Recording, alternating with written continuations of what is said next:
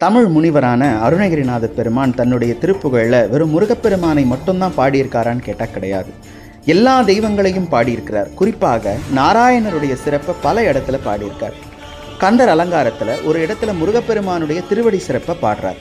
தாவடி ஓட்டு மயிலிலும் தேவர் தலையிலும் எந்தன் பாவடி ஏட்டிலும் பட்டதன்றோ படி மாவலி பாலன்று மூவடி கேட்டு மூதண்ட கூட முகடு முட்ட சேவடி நீட்டிய பெருமான் மருகன் தன் சிற்றடியே அப்படிங்கிறார். முருகப்பெருமானுடைய திருவடிகள் 3 இடத்துல பட்டுது. ஒன்று அவர் ஏறக்கூடிய மயில், இரண்டாவது தேவர்களுடைய தலை, மூன்றாவது நான் எழுதிய இந்த திருப்புகழுடைய ஏடு. இந்த திருவடி எப்பேற்பட்ட திருவடி தெரியுமா? அன்று மகாபலி சக்கரவர்த்தி கிட்ட 3 அடி மண் தானமாக கேட்டு ஓரடியால் நிலத்தையும் ஒரு அடியால் ஆகாசத்தையும் மற்றொரு அடியால் அந்த மகாபலி சக்கரவர்த்தியினுடைய சிரசிலையும் எந்த திருவடி பட்டுதோ அந்த பெருமான் மருகனுடைய சிற்றடி என்னுடைய திருப்புகழ் ஏட்டிலும் பட்டுது அப்படின்னு ரொம்ப அழகாக பாடுறார்.